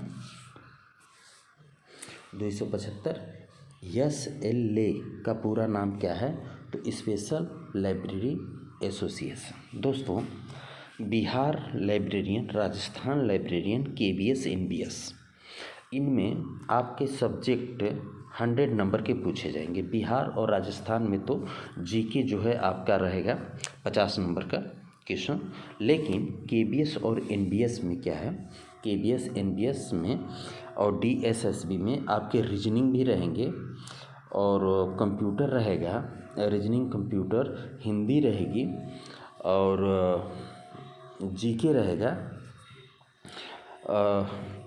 तो ये सारी चीज़ मैं आपको इसी चैनल पे प्रोवाइड करवाऊँगा और B लीग M लीग के स्टडी मटेरियल भी प्रोवाइड कराऊँगा, क्योंकि आप समझ सकते हैं कि टाइपिंग करना, वीडियो को बनाना, फिर उसे जो है रिकॉर्ड करना, आपके लिए प्रोवाइड कराना, थोड़ा समय इसमें लगता है। तो इस समय मैं 2 से 3 वीडियो ही आपको प्रोवाइड करवा पा रहा हूँ। तो जैसे जैसे समय मिलेगा, क्योंकि अभी कॉलेज भी चल रहा है, तो जैसे कॉलेज क्लोज होगा मैं उस समय प्रतिदिन आपके लिए कम से कम 4 से 5 वीडियो जो है प्रोवाइड कराने की कोशिश करूंगा। और साथ ही साथ पूरे देश में गवर्नमेंट और लाइब्रेरी साइंस इम्प्लीमेंट न्यूज़ में गवर्नमेंट और प्राइवेट सेक्टर जहां से भी जो भी इम्प्लीमेंट न्यूज़ निकलेगी मैं आपको इसी चैनल पे उपलब्ध कराऊंगा।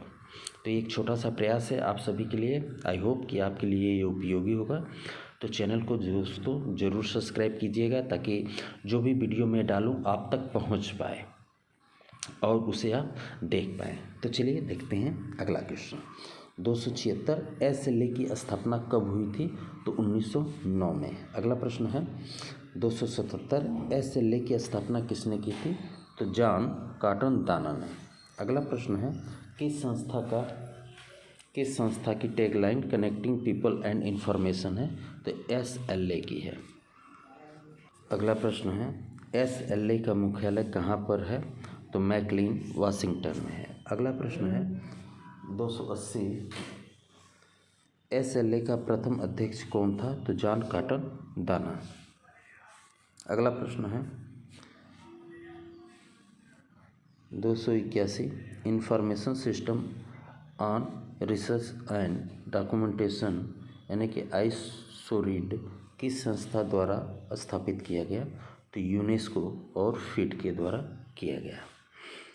क्वेश्चन फिर से पढ़ दे रहा हूँ। Information system on research and documentation किस संस्था द्वारा जो है स्थापित किया गया? तो यूनेस्को और फिट के द्वारा। अगला प्रश्न है आइसोरीड का पूरा नाम क्या है? तो information system on research in documentation. अगला प्रश्न है आइसोरीड की शुरुआत किसने तथा किसके सहयोग से की? तो यूनेस्को और फिट के सहयोग से हुई। अगला प्रश्न है यूनेस्को का पूरा नाम क्या है? तो यूनेस्को का पूरा नाम जो है United Nations Educational Scientific and Cultural Organization. अगला प्रश्न है 285 यूनेस्को की स्थापना हेतु अध्यादेश कब बना? तो 16 नवंबर 1945 को। 286 यूनेस्को का गठन कब किया गया? तो 4 नवंबर 1946 को। 287 यूनेस्को का मुख्यालय कहाँ स्थित है? पेरिस में। 288 यूनेस्को का प्रथम महानिर्देशक कौन था तथा वर्तमान में कौन है?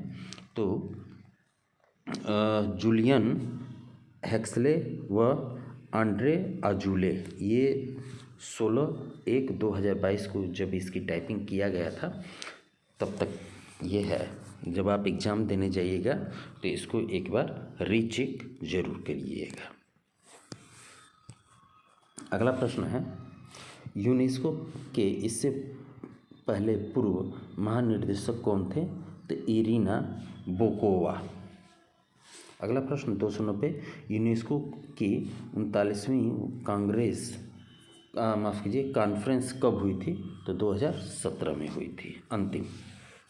अगला प्रश्न है 91 यूनेस्को की 39वीं कॉन्फ्रेंस की अध्यक्षता किसने की थी?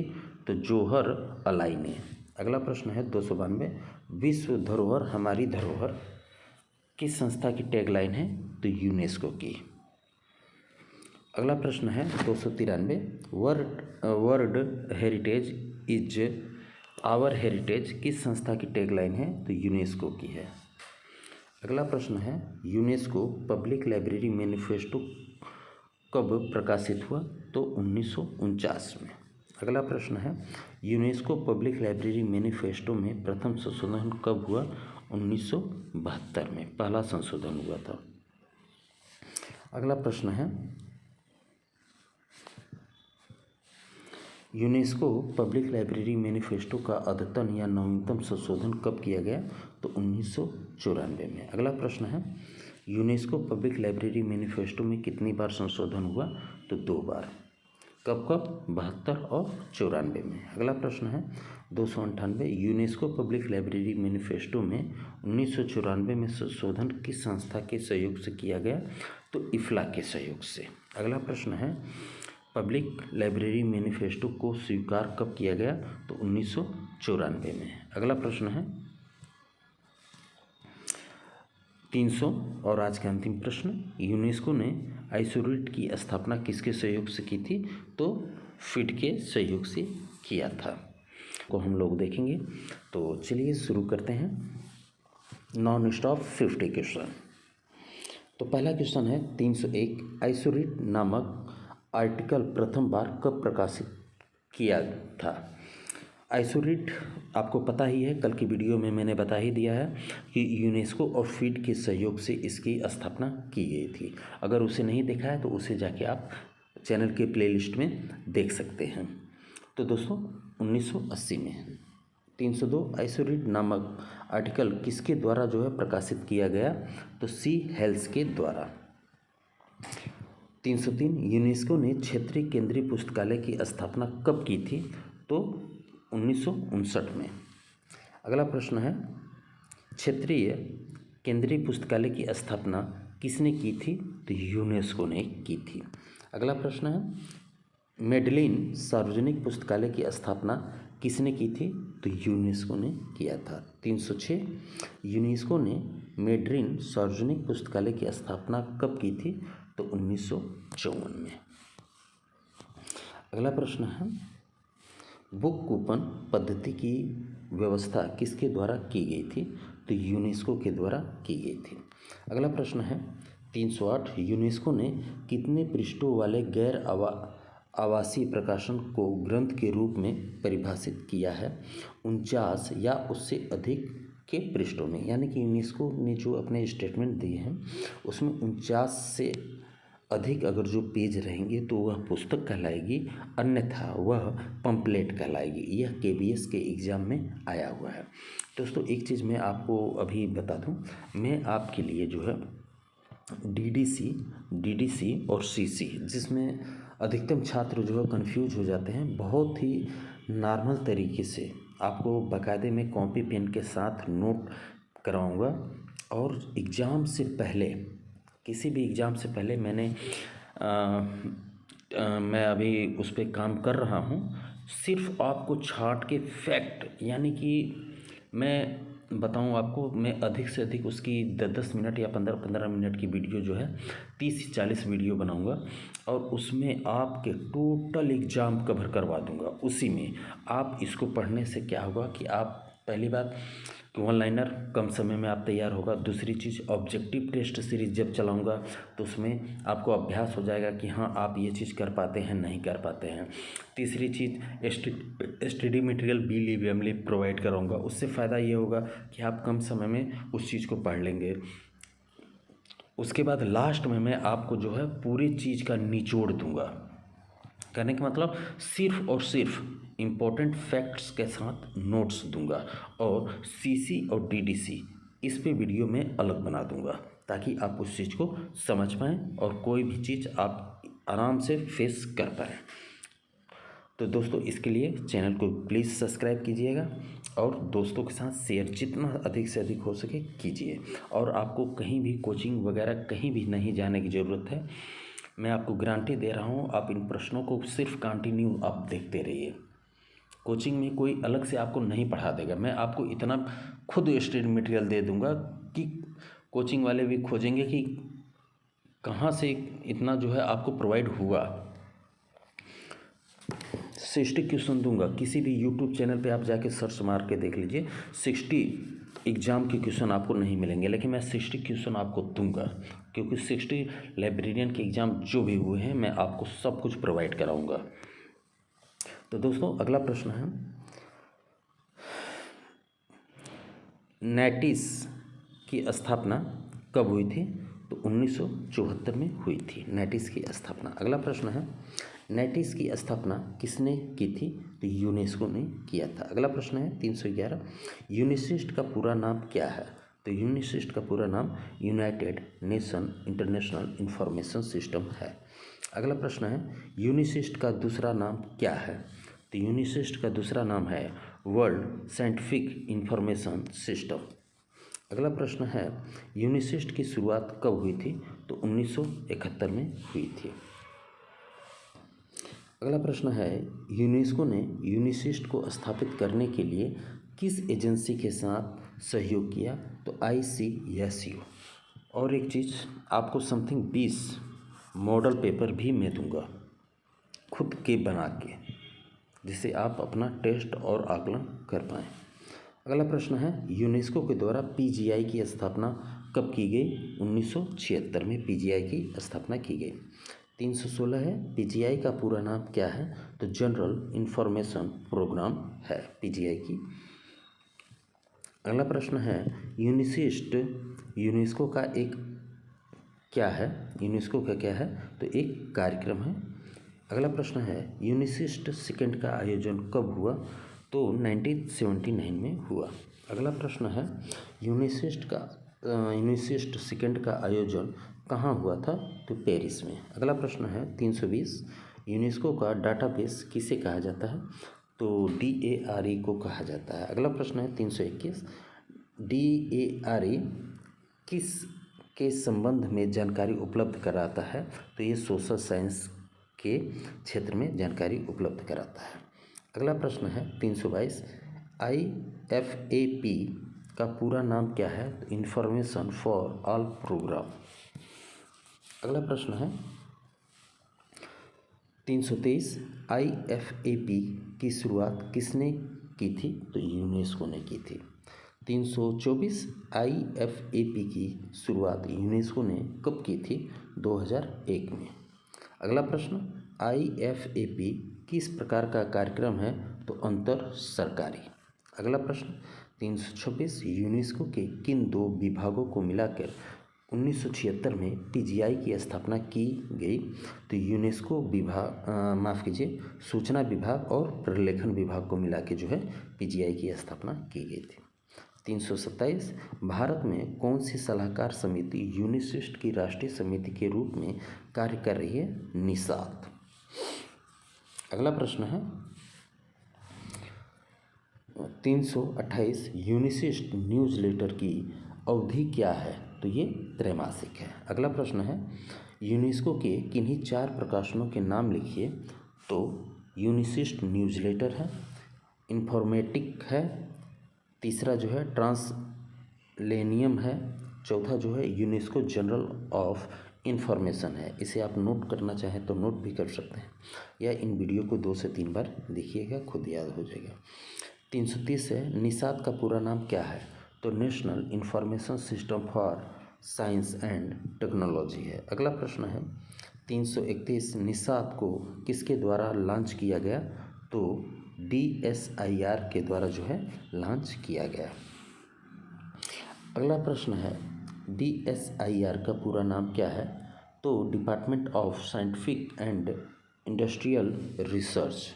अगला प्रश्न है 333, औपचारिक रूप से निषाद की शुरुआत कब हुई थी? तो 1977 में। अगला प्रश्न 334, निषाद की स्थापना कब हुई थी? तो 1975 में। अगला प्रश्न है 335, निषाद की स्थापना के लिए यूनेस्को समिति की रिपोर्ट को किसने तैयार किया? तो पीटर लेजर ने। 336, निषाद कहाँ पर स्थित है? दिल्ली में। अगला प्रश्न है 337, निषाद में भारतीय संस्थानों के वितरण के लिए यूनेस्को से कौन से सॉफ्टवेयरों का अधिग्रहण किया? तो CDS और ISIS का, यानी कि 2 किया था निषाद ने, CDS और ISIS का, और दूसरा था IDMS का।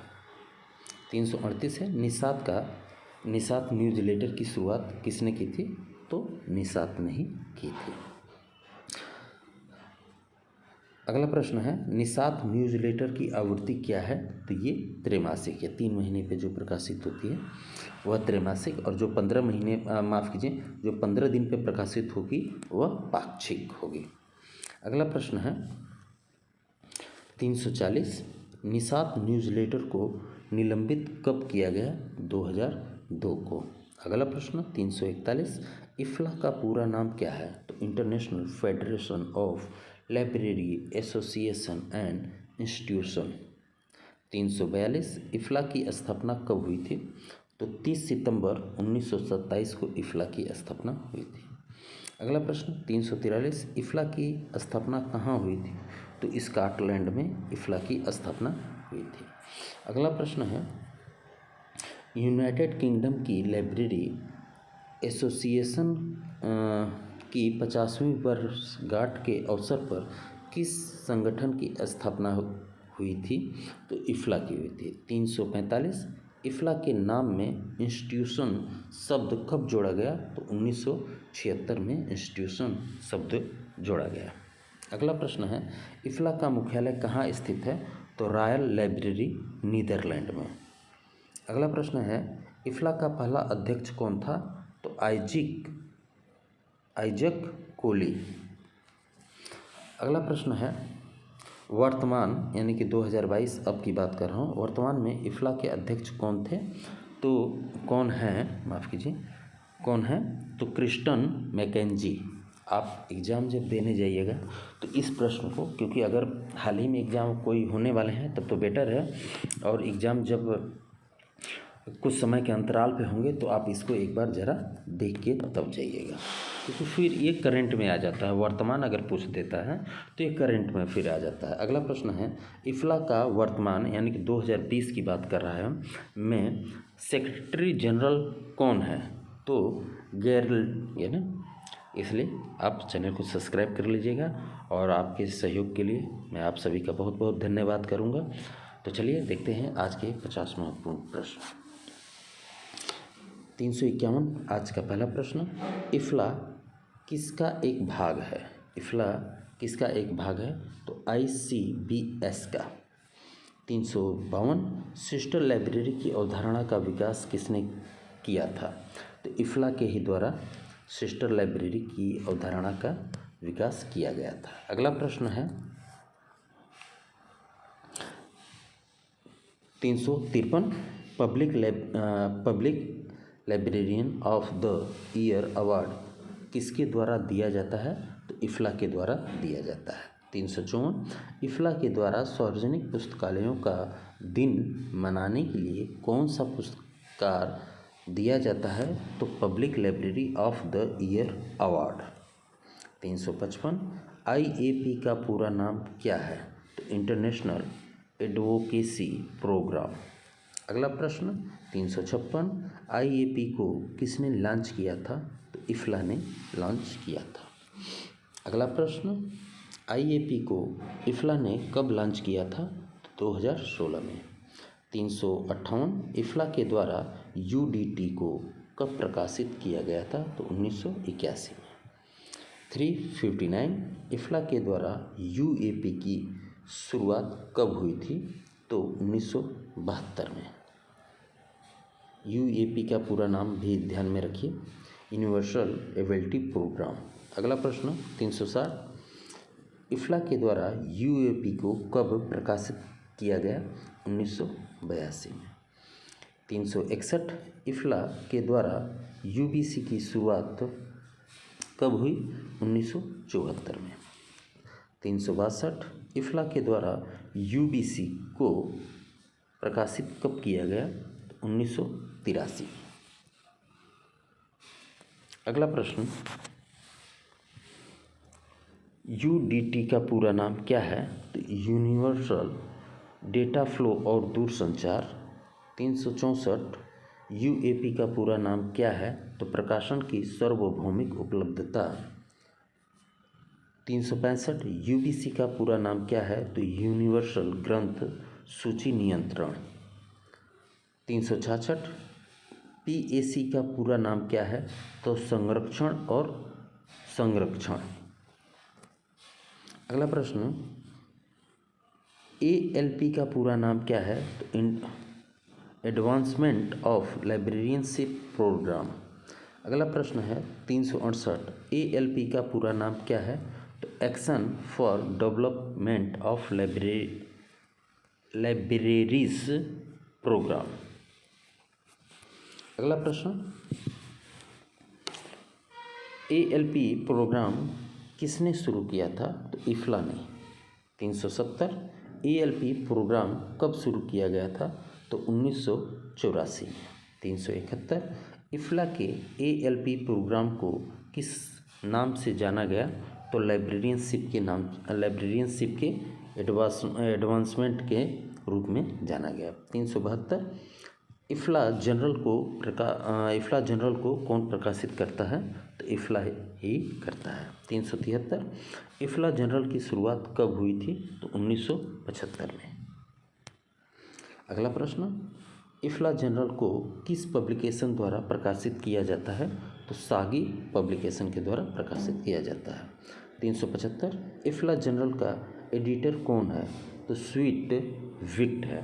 दोस्तों, जैसा कि मैंने आपसे कहा है कि 10,000 वन लाइनर क्वेश्चन आंसर आपको मैं प्रोवाइड कराऊंगा, 10,000 ऑब्जेक्टिव करवाऊंगा, 60 जो है प्रोविजनल ईयर क्वेश्चन पेपर तैयार कराऊंगा, ताकि आप जो है एकदम कॉन्फिडेंस के साथ एग्ज़ाम में जाएं और एकदम एग्ज़ाम बेस्ट से बेस्ट आप करके आएँ। दूसरी चीज़, आपको 20 जो है टेस्ट पेपर भी प्रोवाइड कराऊंगा, 100 क्वेश्चन के टेस्ट पेपर कराऊंगा। साथ ही साथ BLIS और MLIS और DLIS यानी कि डिप्लोमा करने वाले जो स्टूडेंट हैं उनके लिए भी क्वेश्चन आंसर भी उनके लिए प्रोवाइड कराऊंगा, यानी कि जो एग्ज़ाम में उनके आते हैं वो प्रोवाइड कराऊंगा, जिससे वह तैयारी उनकी भी होती रहे। और साथ ही साथ आपको इस चैनल पे एम्प्लॉयमेंट न्यूज़, रोजगार समाचार, लाइब्रेरी से रिलेटिव लाइब्रेरी के सामान्य ज्ञान, कंप्यूटर, GK सब कुछ आपको इसी चैनल पे देखने को मिलेगा। कहीं भी आपको और घूमने की ज़रूरत नहीं है। तो चलिए देखते हैं अगला प्रश्न। तो अगला प्रश्न है, इफ्ला डायरेक्टरी को कौन प्रकाशित करता है? तो इफ्ला करता है। 377 इफ्ला डायरेक्टरी की अवधिकता क्या है? तो अर्धवार्षिक यानी कि 6 महीने में। अगला प्रश्न 378 इफ्ला एनुअल की अवधि क्या है? तो वार्षिकी है। अगला प्रश्न, इफ्ला लाइब्रेरी कब लॉन्च हुई थी? तो 2013 में। 380 IFLA building strong library association programme कब शुरू किया गया? तो 2013 में शुरू किया गया था। अगला प्रश्न है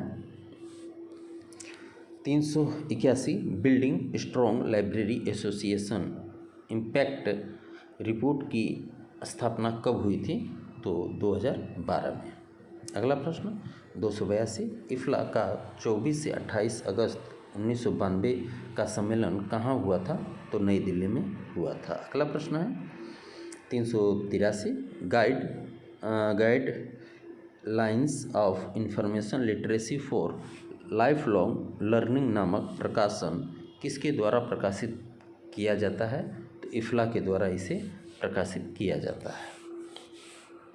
अगला प्रश्न है 384 कौन से 2 अंतर्राष्ट्रीय संगठन संयुक्त रूप से डिजिटलीकरण और संरक्षण पर सर्वेक्षण प्रकाशित करते हैं? तो इफ्ला और यूनेस्को। अगला प्रश्न 385 LDP लाइब्रेरी डेवलपमेंट प्रोग्राम घोषणा पत्र कब प्रकाशित किया गया?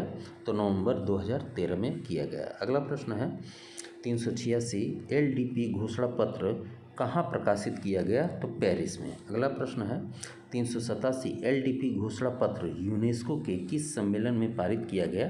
तो यूनेस्को के 37वें सम्मेलन में इसे पारित किया गया।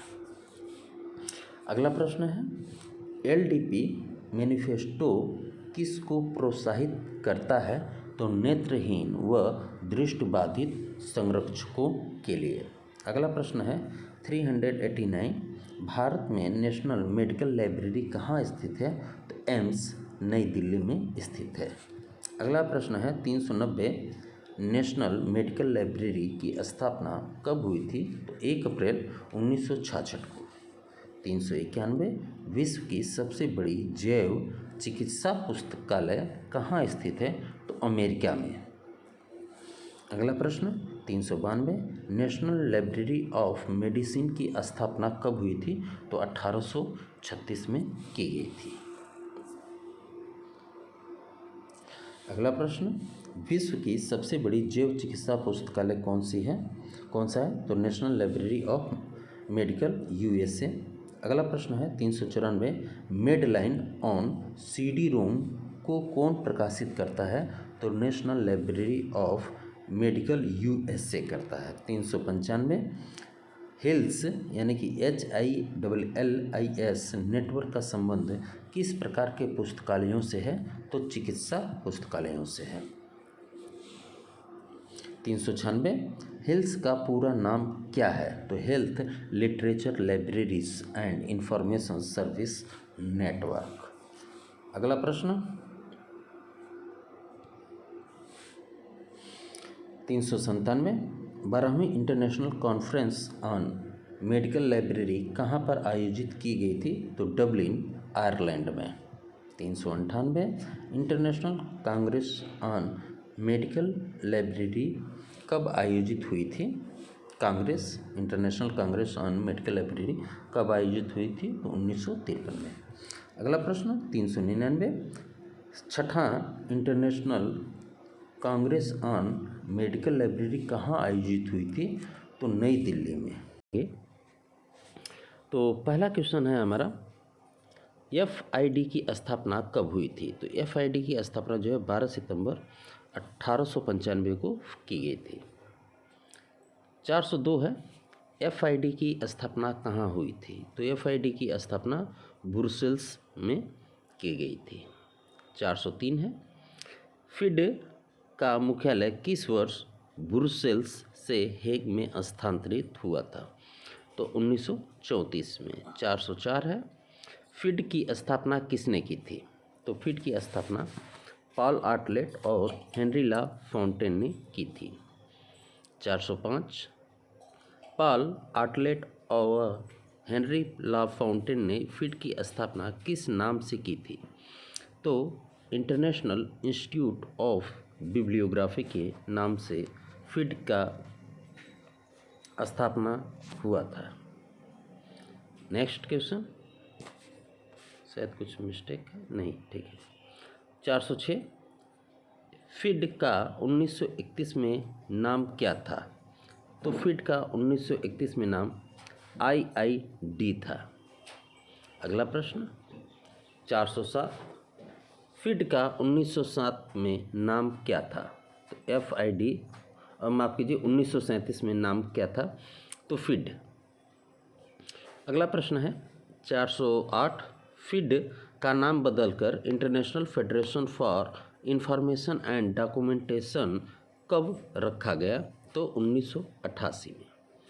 409 है, फिड का यानी कि फिड को विघटित कब कर दिया गया? तो 2002 में विघटन कर दिया गया।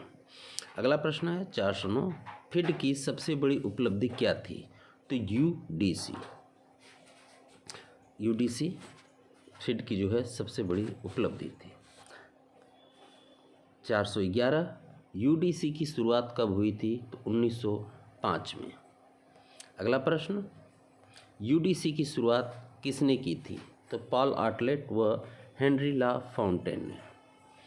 413, UDC का पूरा नाम क्या है?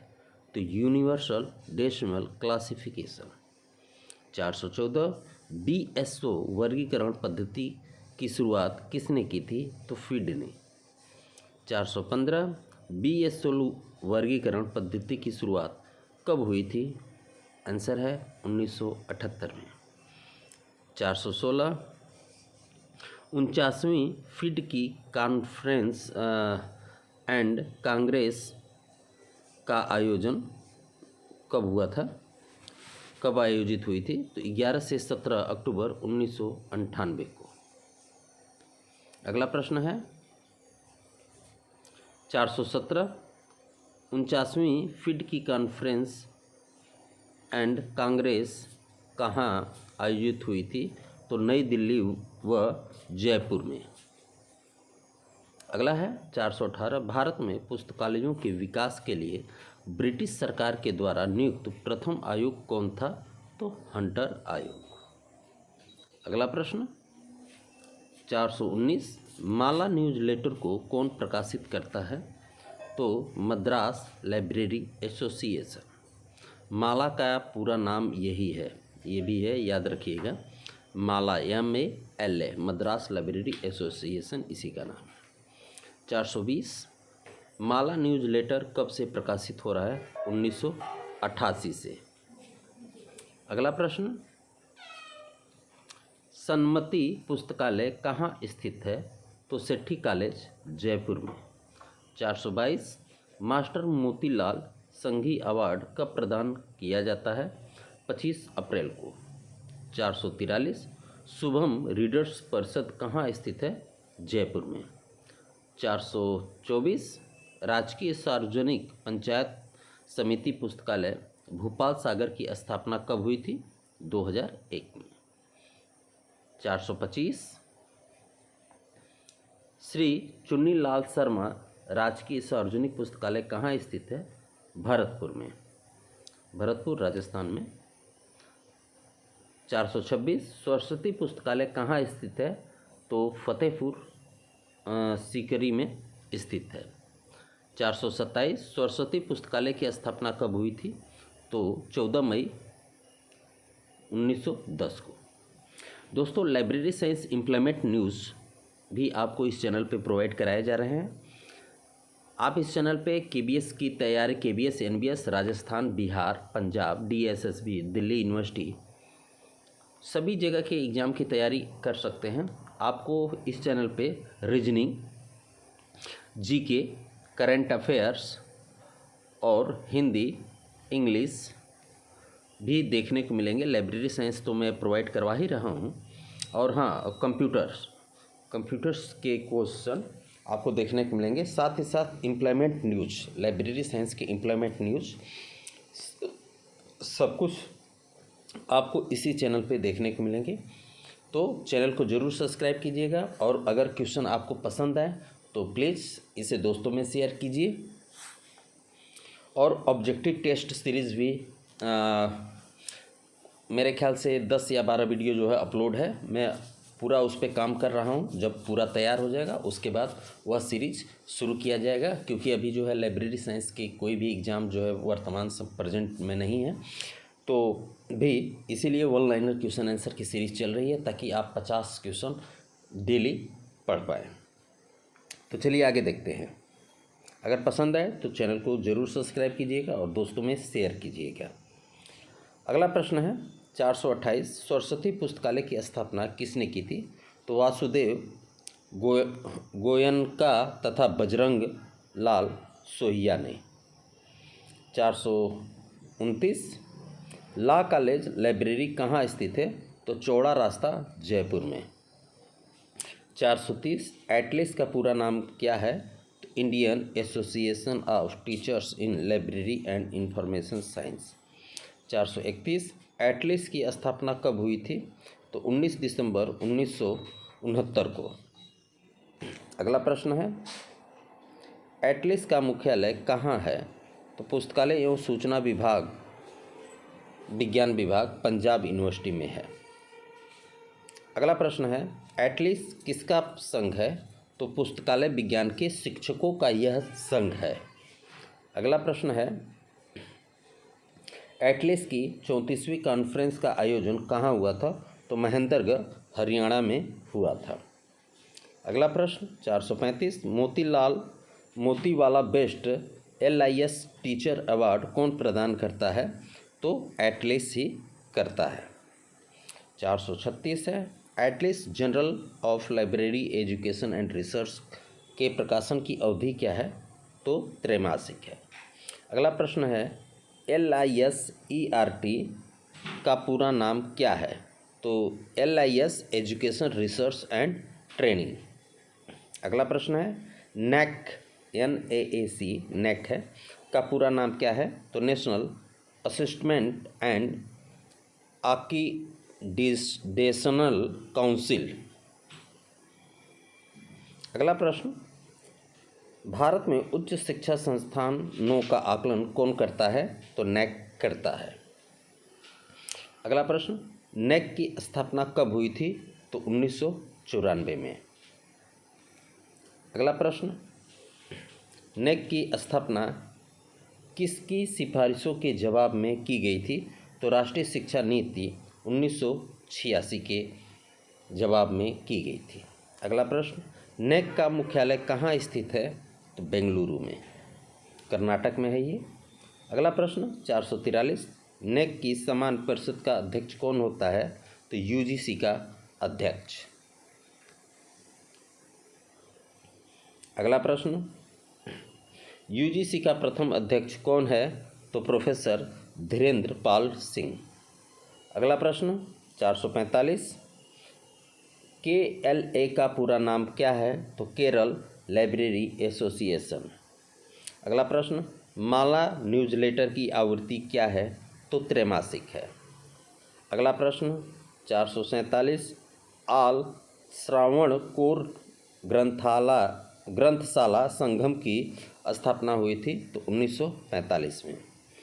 अगला प्रश्न 448 केरल पुस्तकालय संघ की स्थापना किस नाम से हुई? तो आल श्रवणकोर ग्रंथाला संगम के नाम से की गई थी। अगला प्रश्न, यूपी लाइब्रेरी एसोसिएशन की स्थापना कब हुई थी? तो 1956 में। 450, 1955 में अखिल भारतीय सम्मेलन कहाँ आयोजित हुआ था? तो उत्तर है लखनऊ में किया गया था। दोस्तों 50 प्रश्न हमारे कंप्लीट हुए। आई होप कि आपको ये पसंद आया होगा। दोस्तों अगर पहला क्वेश्चन है, जिला का पूरा नाम क्या है? तो झारखंड इंफॉर्मेशन लाइब्रेरी एसोसिएशन। 452 है, Jharkhand information and library association की स्थापना कब हुई थी? तो 12 अप्रैल 2007 को।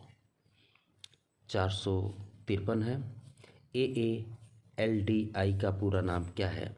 तो association for agriculture and document list of India. अगला प्रश्न है 454, AALDI की स्थापना कब हुई? तो 1971 में।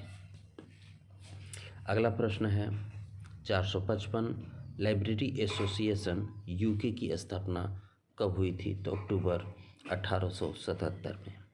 456 है, लाइब्रेरी एसोसिएशन की स्थापना कहाँ हुई थी? तो ब्रुसेल्स में। अगला प्रश्न है, लाइब्रेरी एसोसिएशन का सर्वप्रथम नाम क्या था? तो library association of the United kingdom. अगला प्रश्न 458, लाइब्रेरी एसोसिएशन यूनाइटेड किंगडम का नाम बदलकर लाइब्रेरी एसोसिएशन कब कर दिया गया? तो 1896 में। अगला प्रश्न है, लाइब्रेरी एसोसिएशन का मुख्यालय कहाँ स्थित है? तो लंदन में स्थित है। 460 है, लाइब्रेरी एसोसिएशन रिकॉर्ड किसका आधिकारिक प्रकाशन है? तो लाइब्रेरी एसोसिएशन यूके का। 461 है, लाइब्रेरी एसोसिएशन रिकॉर्ड की आवधिकता क्या है? तो मासिक है। 462, library and information science abstract का यानी कि लिसा का प्रकाशन कौन करता है? तो IAUK करता है। अगला प्रश्न है 463, library and information science abstract LISA की आवृत्ति क्या है? तो ये मासिक है। अगला प्रश्न है, जर्नल ऑफ लाइब्रेरियनशिप की आवृत्ति क्या है? तो ये त्रैमासिक है।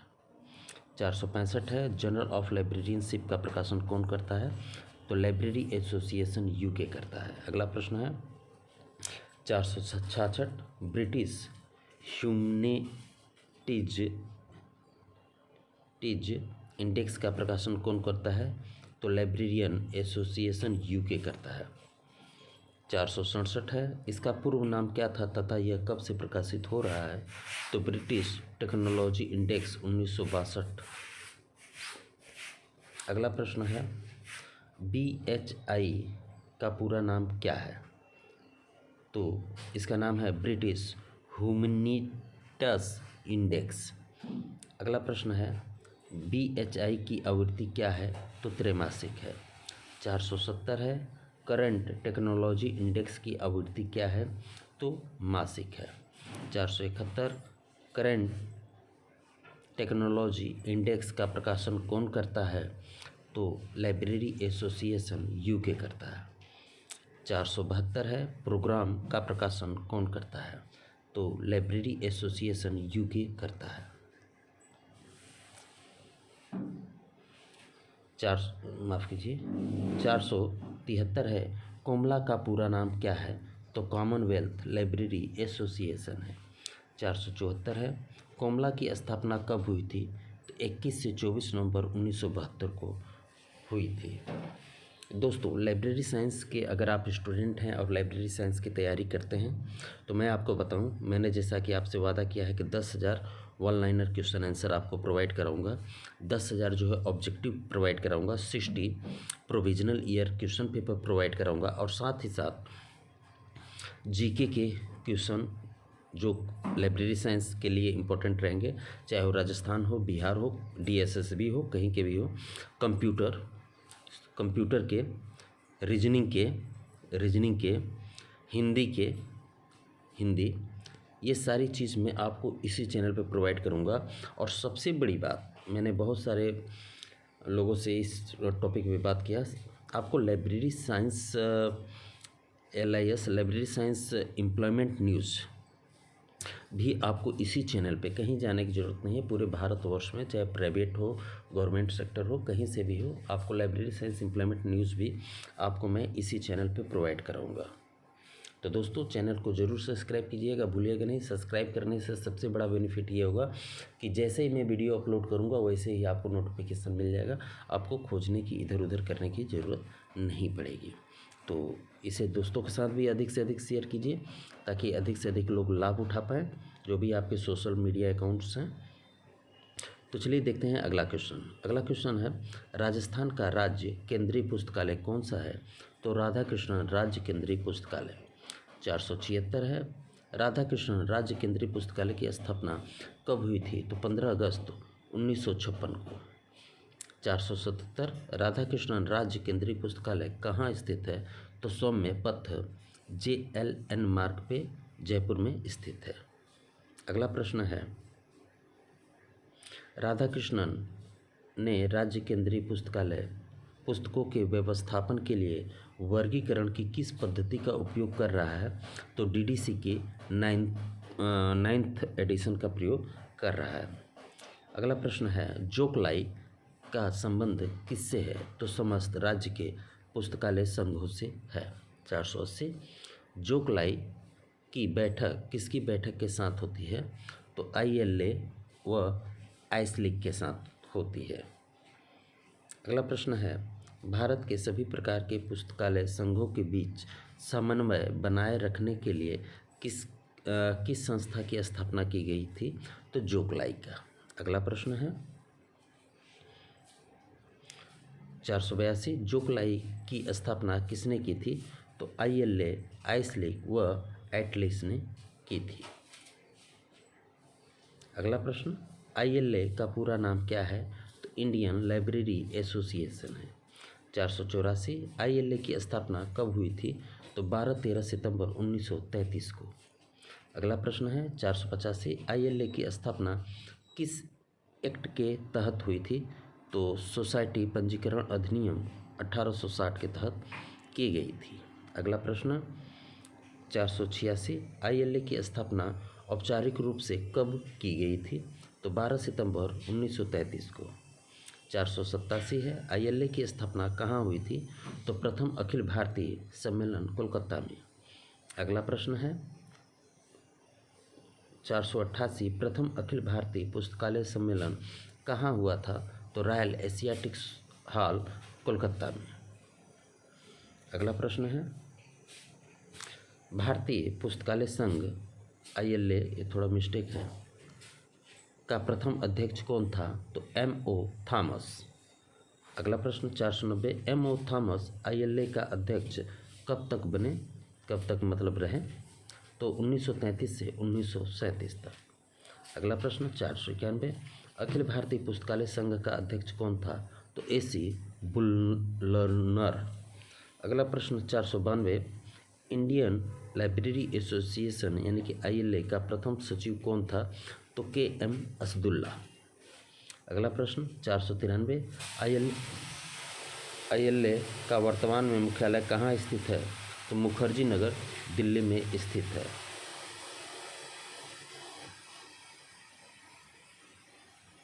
अगला प्रश्न है, ILA का पहले स्थापना के समय मुख्यालय कहाँ था? तो कोलकाता में था।